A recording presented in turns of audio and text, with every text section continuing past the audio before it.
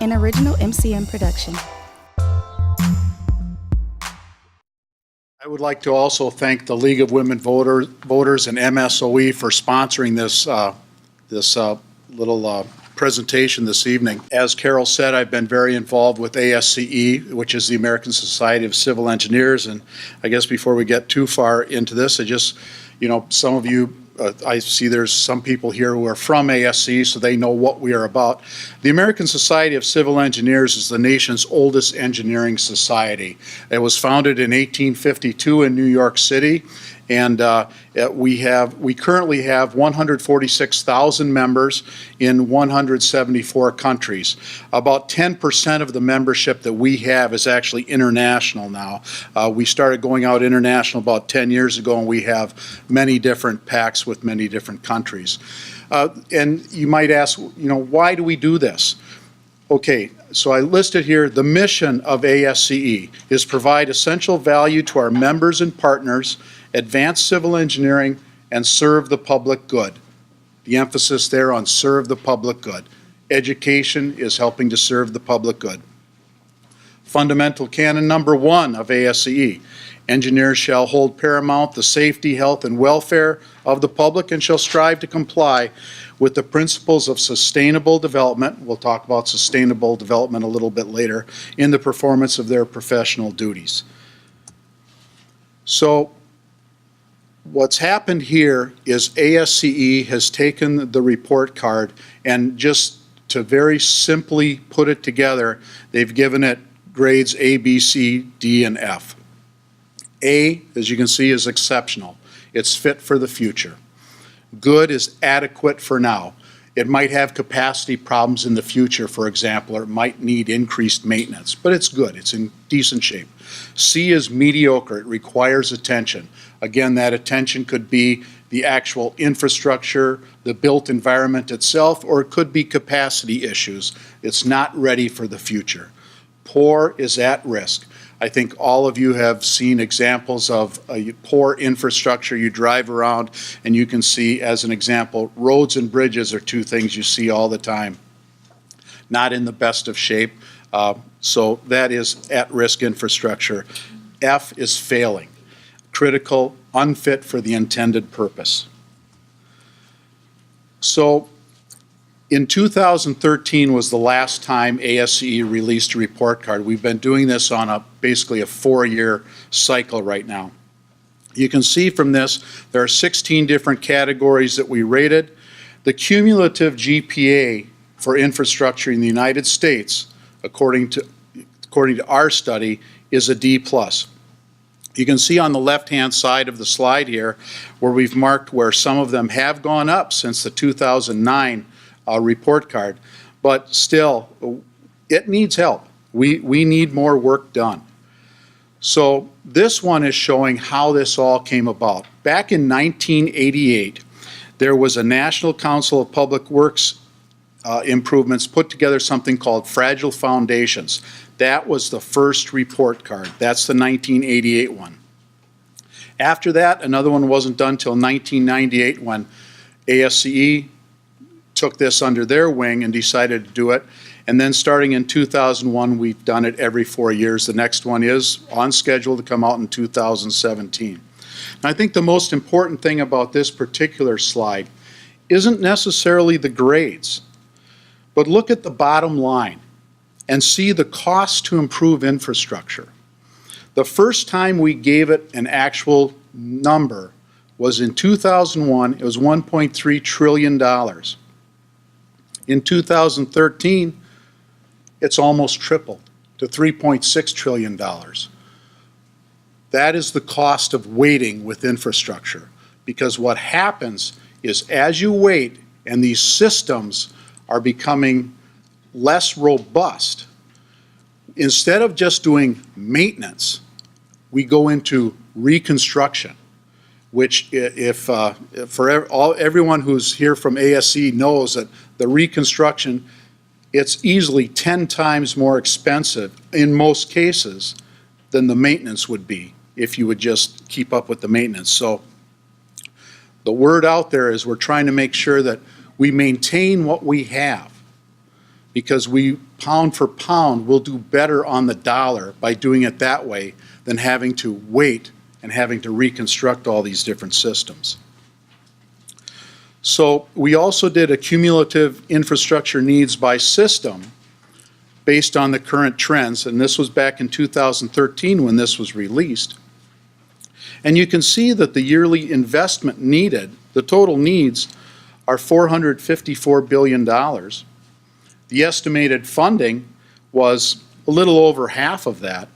So we have a funding gap every year of $200 billion that we feel should be expended towards infrastructure to keep it functioning at the level that we want, and I think the public really demands. So again, what can we gain with investment? By investing an additional $157 billion per year through 2020, we feel we can prevent $3.1 trillion loss in gross domestic product, $3,100 per year drop in personal disposable income per household.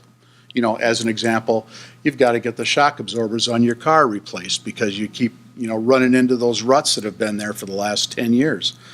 1.1 trillion loss in total trade. 2.4 trillion drop in consumer spending. 3.5 million job losses. Every one of these projects puts local people to work and helps the local economy. I'm not going to speak about that. We have an expert here to speak about that, but that will be coming up later in the program.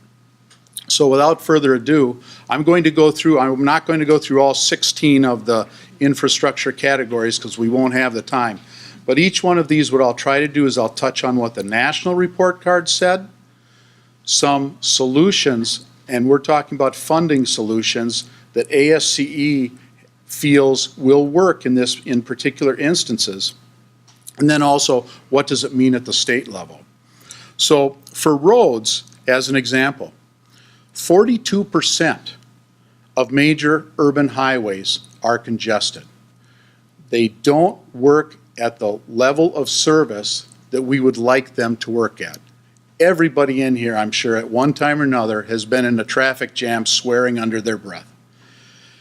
We could prevent stuff like that if we would make the additional investment. Now, roads did improve from a D- to a D from the last two report cards, so we're making some progress, but still we're pretty far behind. Now, for anyone following what's going on nationally, we're having, budget discussions going on. The Highway Trust Fund is the major source of funding nationally for highways. Now, a few months ago, Congress just passed its 33rd consecutive extension without really addressing the problem. And from what I'm reading, there's discussion going on and some bills are being drafted, but it looks like we'll probably end up with number 34 in a row before the end of this October. The Federal Highway Administration estimates that $170 million is needed to significantly improve conditions, but currently only $91 million is funded. Billion? Billion, right? Not billion. This had million. There's billion on the slide. Okay. Well, I'm sorry. I mistyped when I did this then. Thank you. Now, in order to do this, what are some solutions that we can use? Like I was just alluding to, you really can't just rely on the Highway Trust Fund just by itself anymore. That's not going to be adequate to do the job. You can develop performance-based investment strategies to ensure resources are directed to those projects with the best return on investment. You can increase investment at all levels of government and within the private sector. And in addition, each year of delay increases the costs to make improvements, which I sort of alluded to before. Now, one thing that's interesting is right now, the state of Oregon is going through a pilot program where they are actually going to, they're having people volunteer to fund infrastructure road projects in the state, they're actually going to go to a miles charge, and they're looking at a penny per mile to certain people in lieu of using the gas tax. And the way they're looking to do it, it's a pilot program right now, and the way they're looking to do it is people that would sign up for this program at the end of the year would get all of their fuel taxes reimbursed, but they would pay a penny per mile for what they drive in the state of Oregon. They'd get a little thing like you see on TV. I think Progressive uses it for insurance rating. Put that in your car and it will keep track of the miles for you. So it'll be interesting to see. They feel they can get adequate funding by doing it that way, but they're going to go and basically start testing it first. So what does this mean in Wisconsin? As you can see from the slide, driving on roads in need of repair costs Wisconsin motorists over $1 billion a year in extra vehicle repairs and operating costs. Roughly comes out to about $280 per motorist. 71% of Wisconsin's roads are in poor or mediocre condition. This does try to take into account all Wisconsin roads, not just the state highways, not just the local roads, tries to take into account everything. Wisconsin has almost 115,000 public road miles in the state. The highway vehicle miles traveled in 2009 was a little over 10,000 per capita. It ranks 22nd in the nation as far as that is concerned. And the gas tax of 32.9 cents per gallon has not been increased in 6 years. In aviation, the grade remained a D. Commercial flights have increased by 33 million annually from 2000 to 2011, basically stretching the system's ability to be able to handle that volume of traffic. The FAA estimates the cost of congestion and delays was almost $22 billion. At current funding levels, this will continue to get worse, and they estimate it would be about $63 billion by the year 2040. Now, some of the things that can help, part of the congestion is that we're still working, a lot of the airports still use older technology. The FAA is really pushing for next gen. And next gen is a satellite-based air traffic control system rather than the ground-based system that's still in effect at some major airports. It will result in safer and more efficient air travel. Another solution would be select a dedicated funding source for implementation of next gen, such as the aviation fuel tax. Have that just go towards the next gen and getting that up and running throughout the country. Another is to increase or eliminate the cap on the passenger facilities charge. I think you've all seen that when you've flown. It's marked right on your ticket, passenger facilities charge for using the facilities that you're flying out of.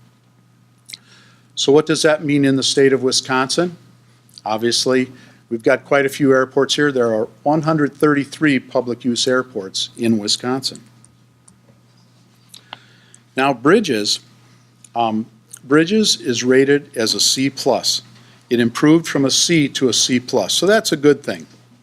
Now, over 200 million trips per day are taken across what's listed as structurally deficient bridges.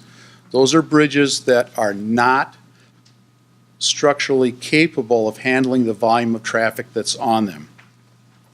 There is also a thing called functionally obsolete.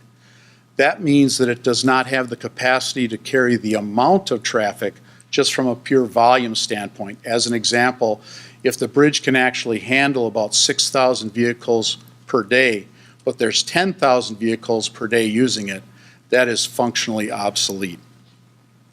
1 in 9 bridges is rated structurally deficient. And as I mentioned before, the grade improved from a C to a C+. Now, as far as different ways to fund improvements, one of our thoughts is make the repair of the structurally deficient bridges, especially in urban areas, a top national priority. Those are the ones that get the greatest volume of traffic, and they are very much in need of repair, and we can address a great concern by going after it from that way. We can increase the investment levels for bridge repair, reconstruction, and renovation. From all levels of government, we feel a total annual funding level about $20.5 billion would be adequate to get us up to a better grade. Develop a national strategic plan for addressing the nation's structurally deficient and functionally obsolete bridges in the upcoming decades, including long-term transportation research in order to develop more resilient bridges. And we should have a national goal of decreasing the number of just structurally deficient bridges to 8% by 2020 and decrease the percentage of the population driving over them by 75% by accomplishing that. Now, in the state of Wisconsin, 8.2% of the bridges in the state of Wisconsin are considered structurally deficient. 5.5% are considered functionally obsolete. Again, structurally deficient, that means the structure itself is inadequate. Functionally obsolete means it cannot handle the traffic that is using it and would expect to increase in the future. In fiscal year 2011, which is the last we had on this slide here, Wisconsin received $18.3 million from the Federal Highway Bridge Fund. The Wisconsin report card of 2007 gave bridges a C. Again, not a great grade, but nothing terrible either. Transit. The grade remained unchanged in transit on a national level at a D. 1/3 of Americans don't drive. 45% of households lack access to mass transit, but ridership has increased by 9% in the last decade. Deficient and deteriorating transit systems cost the U.S. economy $90 billion in 2010 to maintain. Now, some of the things that we could do here to raise the grades would be increase access to transit in urban, suburban, and rural communities. You know, in the urban area here, you have pretty good access to mass transit. You get in an area like I'm from Appleton, and there's a lot less access to mass transit than you have in this area here. And you get out in the rural communities, and there's virtually none. So we could do a better job of that. We need to adequately fund the maintenance of transit vehicles and facilities because a lot of these are getting pretty old and pretty tough to maintain.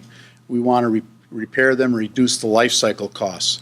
Continue the federal investment in transit through a robust surface transportation program.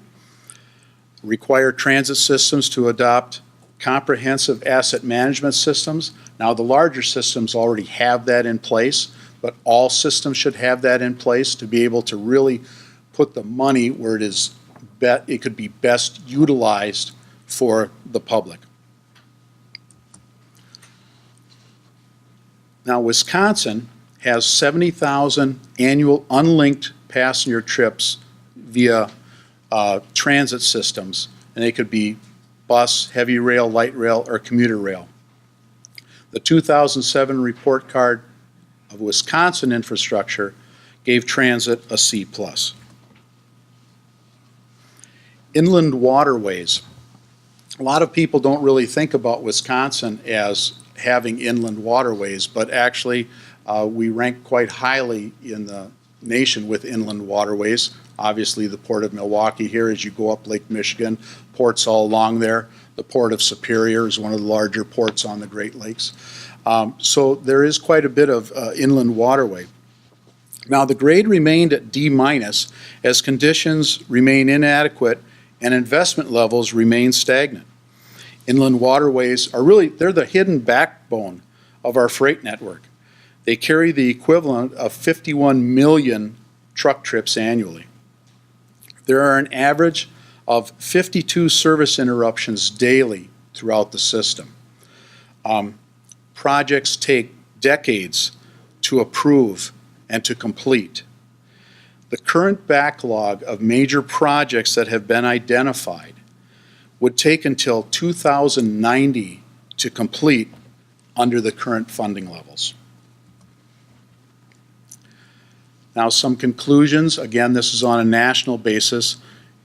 Solutions that would work are establish a national freight strategy and policy that incorporates all modes of transportation, including waterways and ports, including state-level strategies, and include other key stakeholders such as shippers, retailers, and manufacturers. Increase overall spending on inland waterways, secure additional financing for projects. Again, you could do it through the barge fuel tax or implementing a user fee. And prioritize capital budgets according to risk and reliability, as well as upon economic return. Now, in the state of Wisconsin, we have 230 miles of inland waterways. We're the 29th largest in the nation. I think a lot of people are surprised when they hear that. The next category is rail. The grade increased from a C- to a C+ on rail. In 2012, Amtrak recorded its highest year of ridership at 31.2 million and has doubled its ridership since 2000. Both freight and passenger rail have been investing nearly $20 billion annually in infrastructure improvements. Freight rail has been renewing rails at the rate of a little over 3,000 miles per year, basically the equivalent of a coast-to-coast trip. Now, in order to increase the grade of rail, we could integrate rail into a national multimodal transportation policy that recognizes and takes advantage of efficiencies in the movement of people and goods. We could improve passenger rail in dense urban corridor markets and as an alternative to air and auto travel to inner city markets. Now, Wisconsin has 8 freight railroads, have almost 3,400 miles of track, ranking at 14th in the nation by mileage. Dams. Dams received a grade in 2013 on a national level of D. The grade remained unchanged. There are 84,000 dams in the United States. The average age of those dams is 52 years old. The number of high hazard dams, and by high hazard, that means that if a dam breaches, there's probable loss of life, is 14,000 in 2012. The Association of State Dam Safety Officials estimates that $21 million is needed to repair just these high hazard dams. Now, some of the conclusions: reauthorize the dam safety program, establish a national dam rehabilitation and repair funding program to cost share repairs for publicly owned non-federal high hazard dams. Every dam, especially the high hazard ones, should have an emergency action plan in place. Not all of them do. The high hazard ones have the greatest percentage, but they don't all have an emergency action plan. They should all be in place. Encourage incentives to governors and state legislators to provide the sufficient resources and regulatory authorities to their dam safety programs, and require federal agencies that own, operate, or regulate dams to meet the standards of the federal guidelines for dam safety. Now, in the state of Wisconsin, the dams received in 2007 a report card grade of C-. The dam safety program has 6.25 full-time employees. On average, they have to oversee over 150 dams. Wisconsin has 252 high hazard dams. 70% of the state regulated dams have an emergency action plan. 70% is good, but it should be better. And the state dam safety program has an annual budget of about $750,000. Wastewater. Nationally, in 2013, the grade improved from a D- to a D. The estimated investment needs in wastewater are $298 billion over the next 20 years. Most of this is actually in the pipes, because in many areas you have pipes in the ground that are well over 100 years old. And I think you've all seen some examples of when pipes have failed and roads basically get washed out and cars fall into the roadways. It's not a pretty scene. It's certainly not something we strive for. It's something that we need to be better at getting away from that. So sanitary sewer need is the majority of the amount here. It's not so much the storm sewer, it's the sanitary sewer, although the storm sewer needs are also increasing. So some conclusions for raising the grades in wastewater are to raise awareness of the true cost of water, the cost of water pumping, the cost of water treatment, to get water to everybody in here, to every facility. Establish a federal water infrastructure trust fund to finance projects. There has been some legislation that has been introduced in Congress to do just that. And I believe it's been going back and forth between the House and the Senate, but there has been legislation introduced on that. Another one that's interesting is separate potable and non-potable water. And the reason for that is because, as an example, most of the facilities that are around the state, or even federally, they're not separated at all. You don't need drinking water quality to water your lawn. You don't need drinking water quality to wash your clothes. It's estimated that if we would separate those systems, which is a large undertaking, that in the long term we could save money because we wouldn't have to have as large of drinking water treatment facilities. Now, in the state of Wisconsin, the report card is a B-, one of the better ones in the state of Wisconsin. But even Wisconsin has reported a $6.4 billion wastewater infrastructure need over the next 20 years. Next, we'll address drinking water. On a national scale, drinking water, the grade improved from a D- to a D. There are an estimated 240,000 water main breaks annually on a national level. I think we've all been inconvenienced, whether it's been going down a street and there was a water main break and you had to take a detour, or there was a water main break and you were out of water. It happens a lot. These pipes are very old. I didn't bring it tonight, but I actually have a piece of wood water main that came from the Green Bay Water Utility that was actually pulled out of the ground in the 1950s. That had been in the ground for about 80 years. So at that time, they still had wood water mains that were supplying water around the city.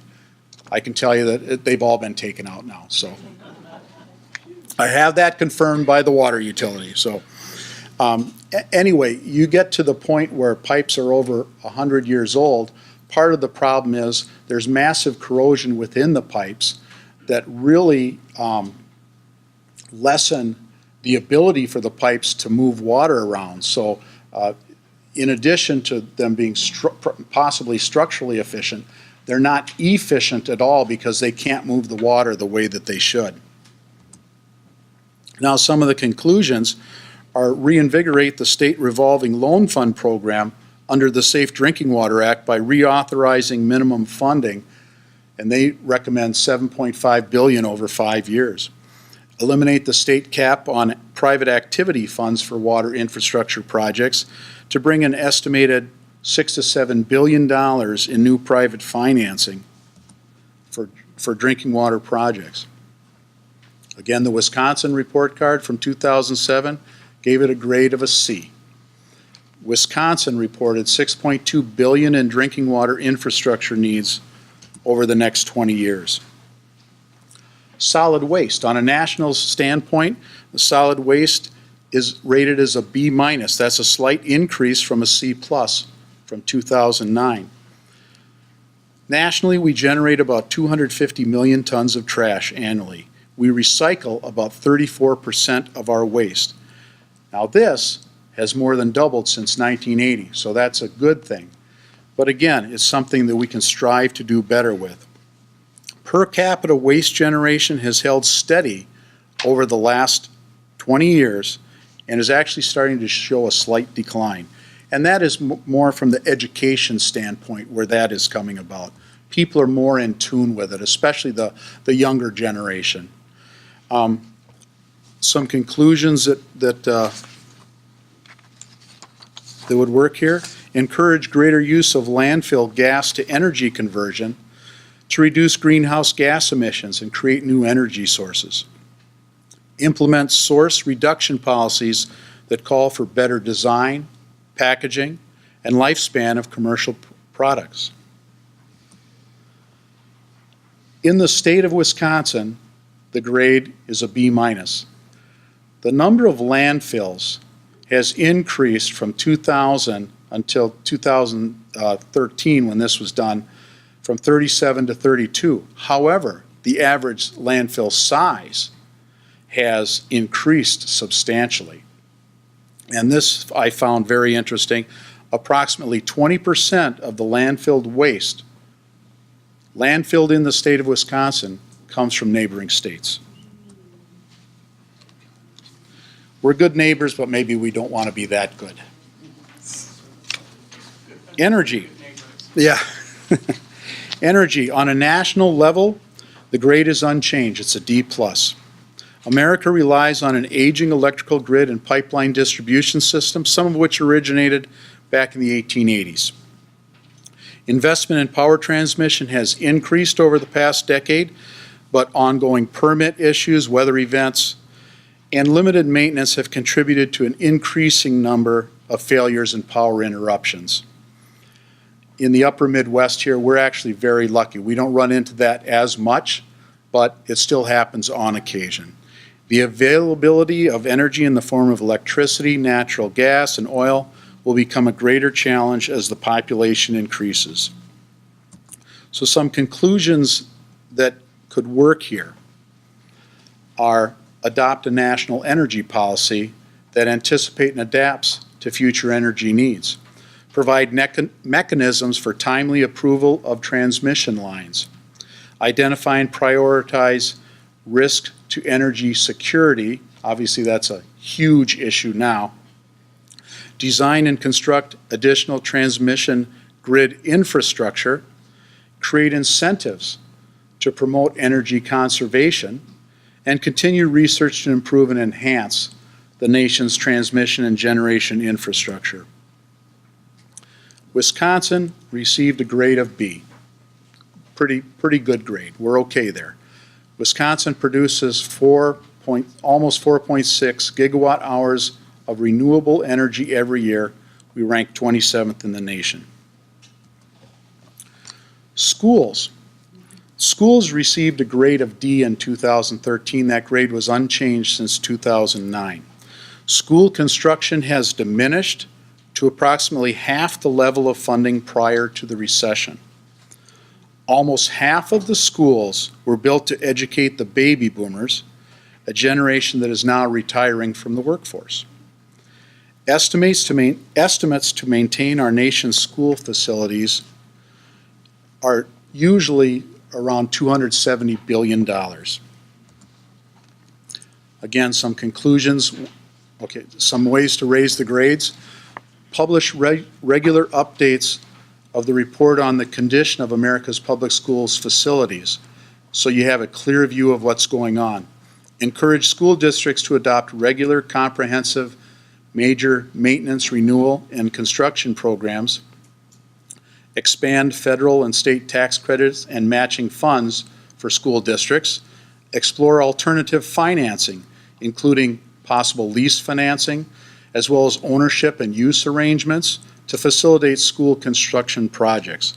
Those are just some of the ways that we could make this work. Now, from a state level, Wisconsin report card gave it a C. Public school districts in Wisconsin spend a total of $1.5 billion on capital outlays for school construction, acquisition of land and existing structures, in the fiscal years 2005 through 2008, and it's estimated that Wisconsin schools have a $4.4 billion infrastructure funding need. So after going through all of the, or some of the categories here, you can see from the slide here what this means in the state of Wisconsin. This is all information that I've presented previously, but you can see how severe this is. 252 high hazard dams, 6.2 billion for drinking water, 6.4 billion for wastewater to maintain and upgrade, over 1,100 structurally deficient bridges, 71% of our roads are poor or mediocre quality, and the bottom line is it costs all of us, costs motorists roughly $280 per year. Now, Wisconsin's report card, again back from 2007, was a C. Not great, not terrible, but we can do a lot better than that. So we can raise the grades nationally with these key solutions. Increasing leadership in infrastructure renewal. You hear about it on the national news, where someone will come out, especially now, the politicians are saying we need to spend money on infrastructure. But when it comes time to actually make it happen, it always seems to fall short. Promote sustainability and resilience. Sustainability, basically that means optimal use of shrinking resources. It means environmentally friendly, and it means reuse, recycle, reconstruct. Not try to get into building a whole new thing. Let's utilize what we have to the best of our abilities. Resilient, that means how quickly do systems recover after disaster? Good examples are Katrina, Superstorm Sandy. Superstorm Sandy knocked out the East Coast transit systems for a long time. And that is resilience. They were not very resilient systems. And the other would be develop and fund plans to maintain and enhance America's infrastructure. All of this information is available at the infrastructure report card, www.infrastructurereportcard.org.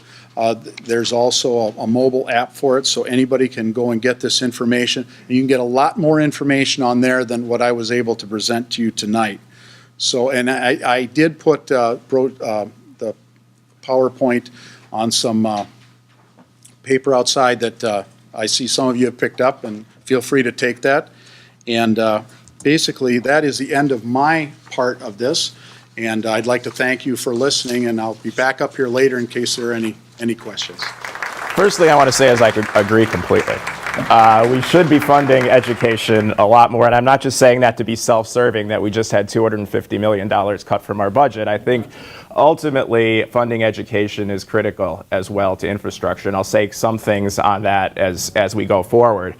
I was struck while Carl was talking and a little depressed because we're going to have a presidential debate happening in a few minutes here nationally. We're all here, which is good. You're going to learn more here.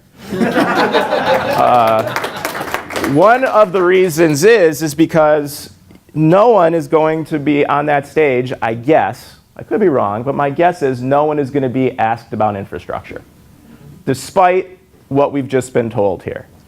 We've just been told we're basically every couple of years losing a couple $1 trillion because our infrastructure is in disrepair. And the only thing that you're going to see people talking about on stage is bragging about how little money they've spent or how they've reduced the amount they've spent in their state.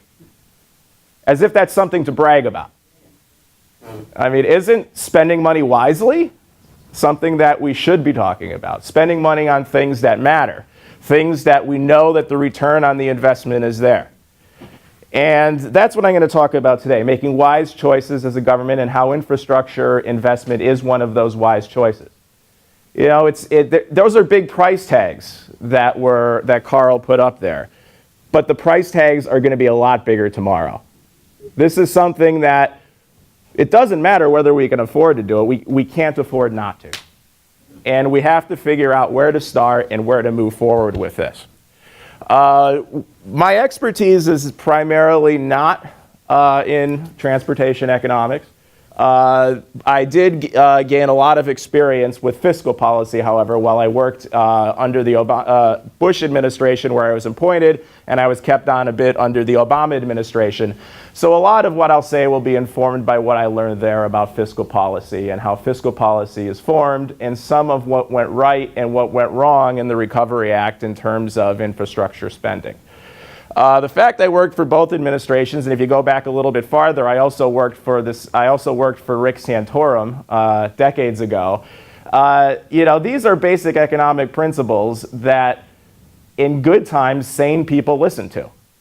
They listen to these economic principles and help them inform decisions. I mean, we're at a period now where shiny objects are distracting people. The only construction you're going to hear about now is building walls. Building a wall between us and Mexico, building a wall between us and Canada. Now, granted, that's going to create some jobs temporarily, but it's going to cost $1 bazillion, and there will be no economist that would agree that will have any economic return in the future. It will only be an economic disaster in the long run. So you could take what I say, but my track record was not great. This was my term at the Council of Economic Advisors. I started in June of 2008, and I was responsible for advising the members of the Council of Economic Advisors who advised the president on labor issues, and we lost 7 million jobs. But that was a period where we learned maybe what could be done, and we spent a lot of time looking to our past to figure out what had worked in the past with job creation. The Stimulus Act was passed, and I truly believe that the stimulus stopped us from heading in this direction, leveled us off, and moved us a bit up. I mean, if I move this graph into the future, we're actually above 140 million right now. Now, if we, but that's still not as rosy of a picture as it seems. I mean, if we were keeping on the trend growth we were on, we would be up in 147 million. So there's still a jobs gap.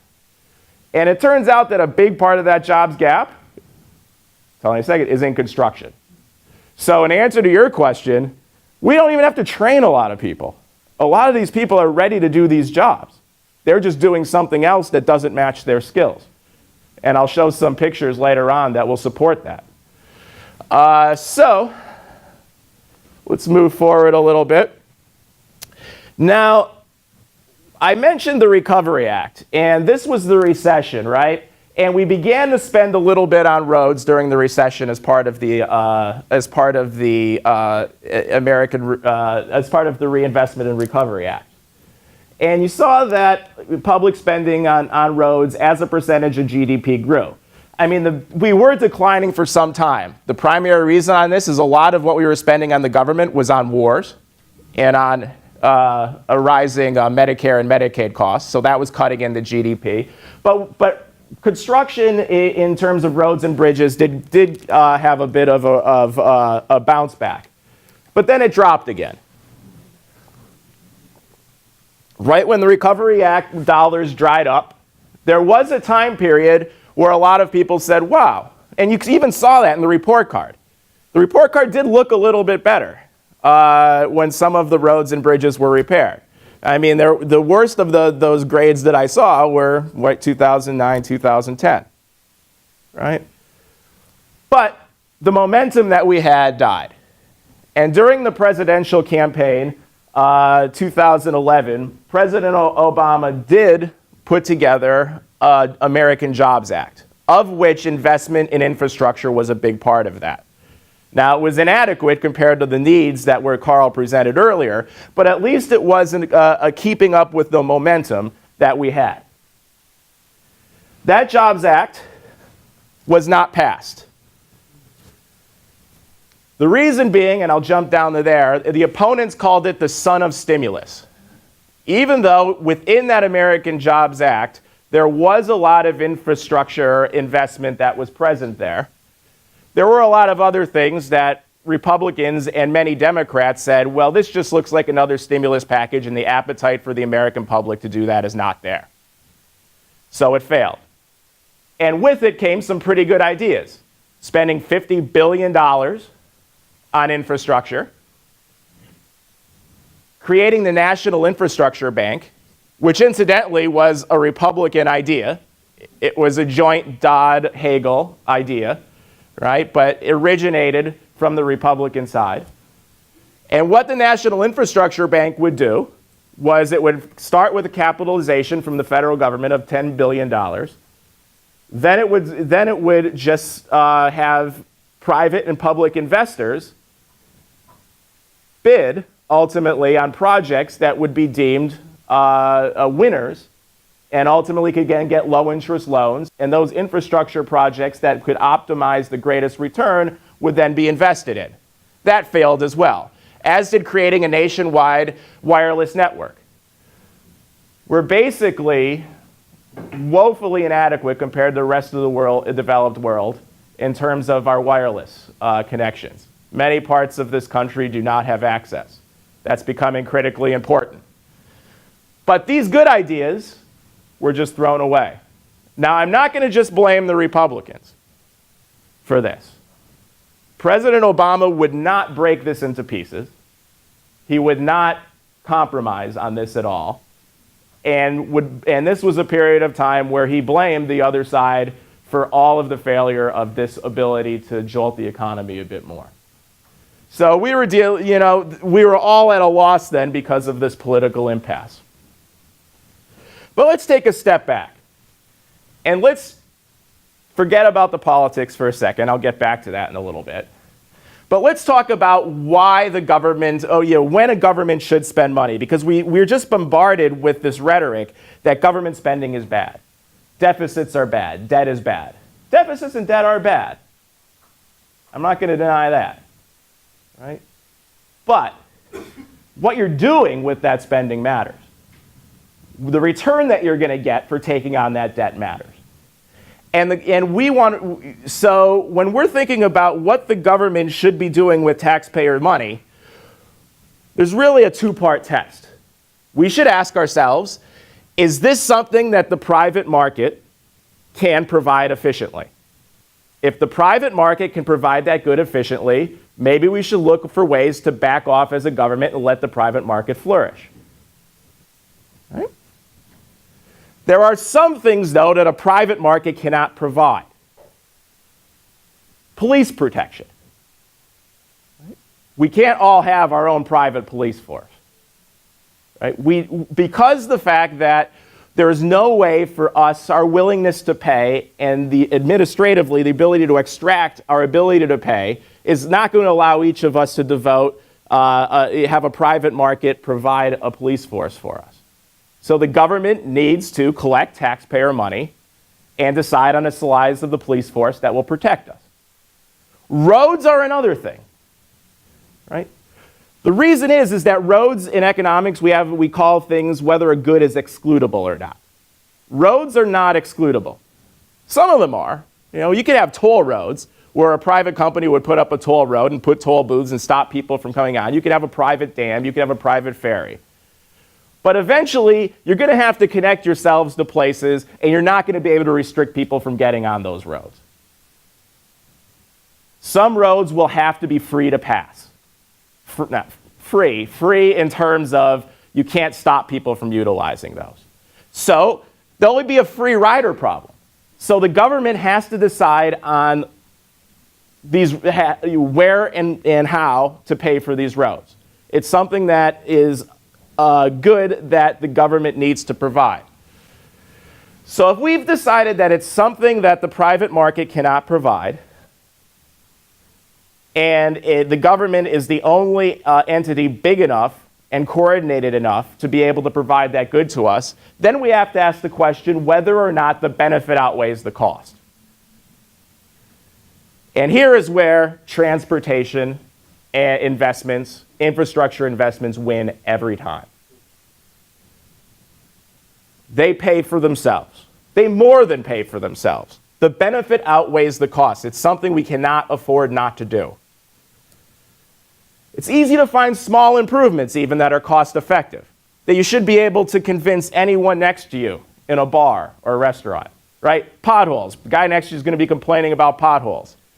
Well, you'll say, yeah, potholes are going to cost you probably, if not this year, it'll cost you next year somewhere between $300, $1,000, $1,500 in repairs on your car.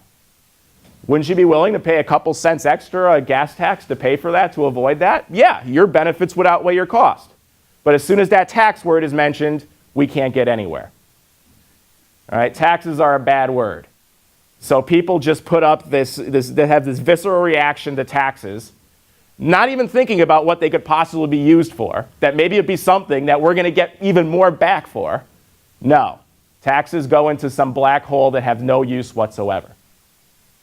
Now, I can see where some people think that because our tax dollars are being used to subsidize billionaire basketball stadium down the street. But, I could see where people are thinking our tax money isn't going to be used wisely. But in this case, we're all going to get this money back if we invest it. So the benefits are also wider spread the larger the investments we consider. But of course, the costs are greater. Some of these big projects that Carl said are necessary are extremely expensive. But the good thing about these projects, these large projects, are this is infrastructure. This is a long-lived capital asset. We're not going to lose it. The previous generation or two thought enough about us to gift us all of these roads. And if we take care of them, they'll last the next generation as well. This is a long-lived capital asset that does not go away. It will have returns now, returns to the next generation, returns to the following generation. It will attract businesses and residents to town. If we have a crumbling infrastructure, that's going to be more costly to the companies trying to do business in town. It's going to increase their operating costs because their trucks are going to break down. They're not going to be able to ship their products as efficiently. So this is going to have more long-lived benefits for us. So all of these things we have to consider. The larger the investments, the benefits become very large. And the other thing, simply investing in infrastructure creates jobs and provides a jolt to the economy. It's what we call the multiplier effect in economics. Construction workers are put back to work if we invest in our infrastructure. They get money. Government spending equals contractor and worker income. Contractor employees and construction workers spend that money. That keeps businesses open. Those businesses then can employ people. Those employees spend more money. So if you can put workers back to work, and construction workers, particularly those who work on bridges and highways, are dependent on federal funding to get them back to work to utilize their skills, that's going to pay. That's the way to match their skills to what they were trained for. They'll get the money, they'll then spend the money, that will circulate back in the economy, and we'll all be better off. And we have a big group of construction workers who are able to get back to work. This is construction as a share of total employment. Notice during the recession, this bottomed out. We haven't really added much to that since then. So if we're looking for a group of people, we talk about skill mismatch all the time. That's a big buzzword that you hear. And economists sometimes get a little confused by that. Right? Especially when it's something like this. Right? If these are people, if we want to have people matched to have their skills matched to what, but they say, okay, well, some people's skills are obsolete. No, these workers' skills are not all obsolete. It's repairing infrastructure where they were trained. Now, maybe there might be some cases where we could invest in community college programs that could bring some of their skills up to speed, but by and large, a lot of their skills are ready to be utilized.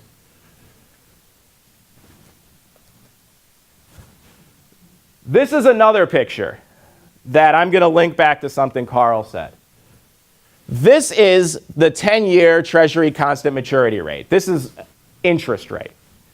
This is the rate at which we can borrow. Note that this thing is down right here. The 10-year rate is down well below 2.5%, like the lowest it's ever been. We all know this. We're refinancing our houses. We bought houses. We know the interest rate is really low. We don't have to be reminded of that. But what does that mean? It means we can borrow from tomorrow to pay for all of these infrastructure projects now. Oh, borrowing is a horrible, horrible thing. We're going to be put in debt. Oh, I'm ruining our country. Think back to what Carl just said, though. What we've been doing increased our costs from $2.2 trillion to $3.6 trillion of needed repairs or needed infrastructure projects in just 5 or 6 years. That's an interest rate of 40 or 50%. We're basically putting ourselves into debt by not doing the repairs that we need, when all we would have to do is borrow now at 2.5%, pay for the infrastructure we need, it'll pay for itself. Well, if you borrow debt, won't this be deficit? No, the people we put back to work will pay taxes. Those taxes will go into federal revenues. That will reduce the deficit. Yes?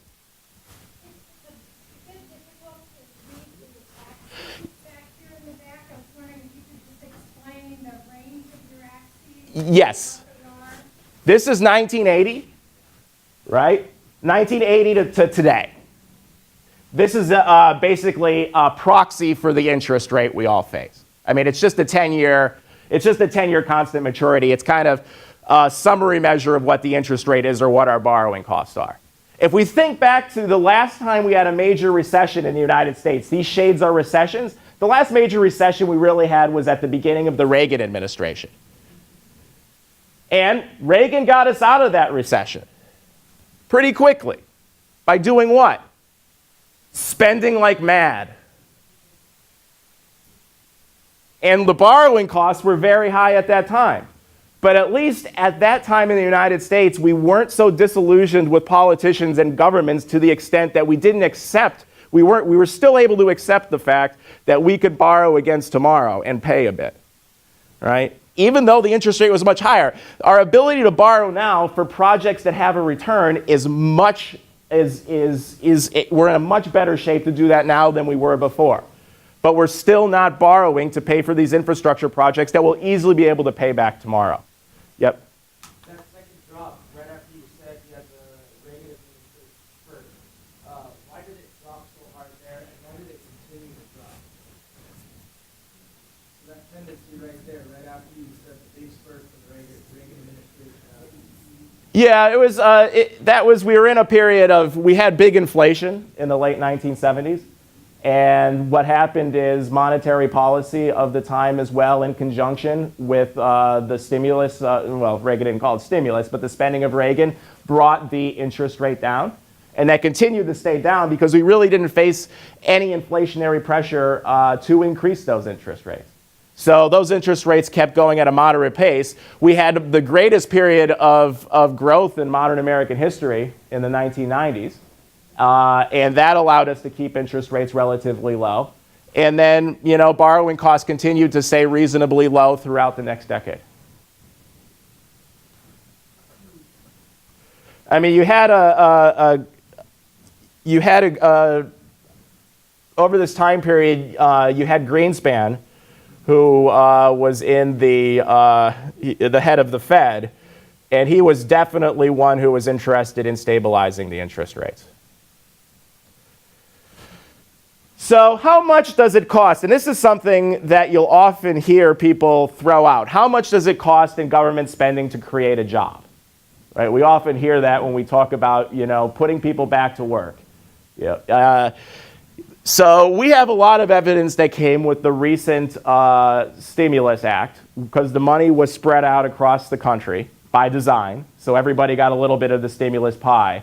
So economists, whenever you have something spread across a large area by a centralized government, economists jump on that because we think we can tell, we can compare what happened in this area when the spending increased to that area when it didn't increase as much and see what spending actually buys you. And a couple of Dartmouth economists were one of many studies that came out, but probably the one I think is best, that looked at the stimulus and said, what worked?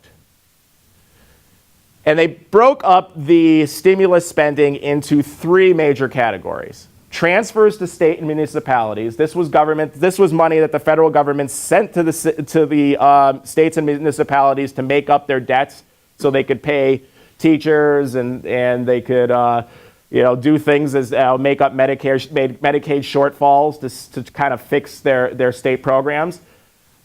Those transfers created no jobs. Why? Because many of the states and municipalities said, great, a check from the federal government, we're just going to pay down our debt and reduce taxes, we're done. And that created no jobs. The money that was spent to what we say in economics, increasing the consumption of the liquidity constrained, that's a fancy way of saying food stamps and unemployment benefits. Giving food stamps and unemployment benefits to people who are out of work or having reduced income created about $100,000 of investment, created 1.09 jobs. So pretty effective by and large for stimulus because, ultimately, why did that work to some extent? It worked because these people weren't spending money without jobs. This allowed money in their pockets to keep businesses open while they spent money on retail, other products, stop people from being put out of work. Infrastructure was the best, was a very good investment in terms of $100,000 created 1.03 jobs. But the great thing about infrastructure compared to these other ones is this does not take into account any long-term improvements in efficiency of the transportation. It doesn't take into account any of our enjoyment of better roads. It doesn't take into account lower repair costs in the future. So this is a stimulus investment that looks like, $100,000 you might say is a decently large amount for one job, but this is going to create jobs long into the future as well. So this is the one bit of investment that we have that will pay dividends into the future as well. So why still is, when we think about job creation, why is infrastructure still so low on the list? When everybody talks about a jobs plan, when we have politicians saying, I want to put people back to work, why is infrastructure, even though it's the most effective way to get people back to work and has the highest multiplier of any government spending, why not? Well, for one thing, the group that is in charge right now tends to come from the right side of the aisle, and infrastructure is very low on their list of things that they think will improve jobs. Reducing government regulation is the highest thing, along with keeping manufacturing jobs here. That's not a policy. That's just a goal. Helping small businesses and lowering taxes. The one thing that could help many of these is improving infrastructure. Improving infrastructure can help small businesses. It can keep manufacturing here. It's the one thing that catches all of these, and it's an actual policy. But it's sort of left by the wayside. So it's no surprise that tonight the politicians won't be asked about infrastructure because this is a Gallup poll. People don't care. I mean, there's discussions like this that can we need leadership, which was the first point Carl made. We need people to demand these improvements. I mean, we need an understanding from the population that the only way you can make these improvements is through government spending on these projects. Things aren't much better if we move to the left. Infrastructure moves up a little bit as something that the left finds important, but still they're talking about government relations, government regulation as well, and helping small businesses. And this is a bit of the rhetoric that we hear. I mean, a big part of the rhetoric when we think about job creation or improving the economy, the government is the enemy, people think.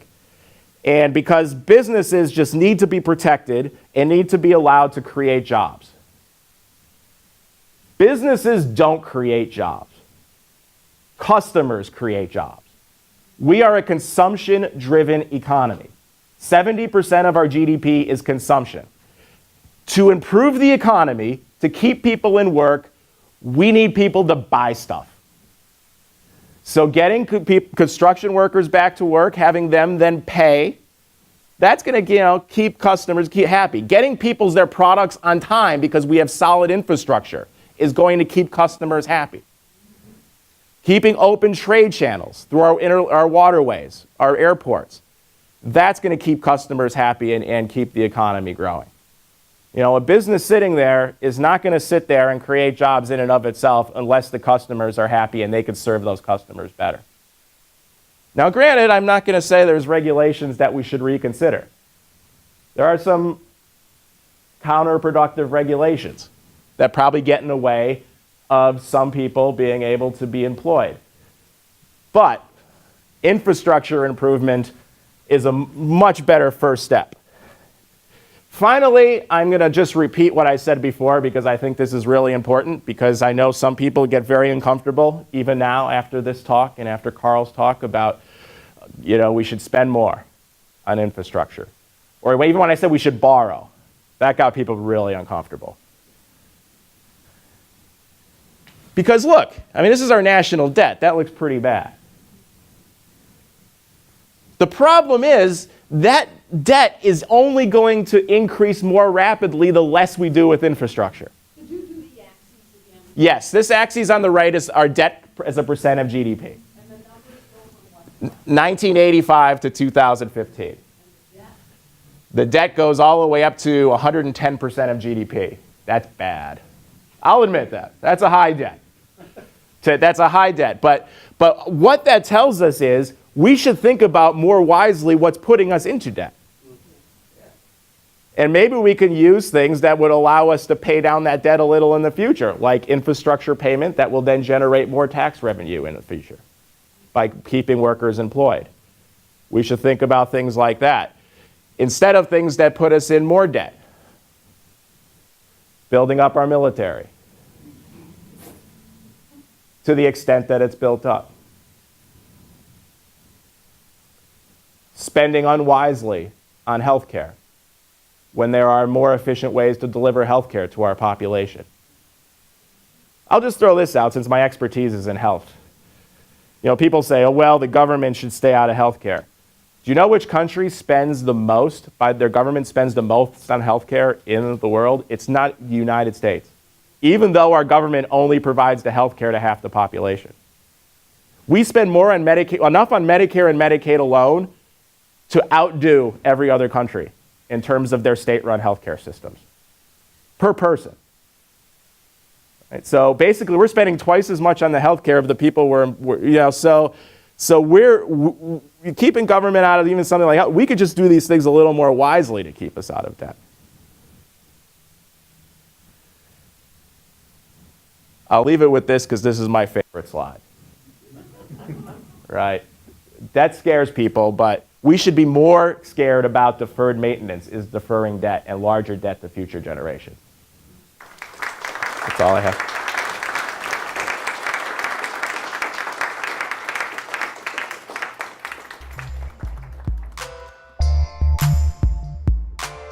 An MCM production.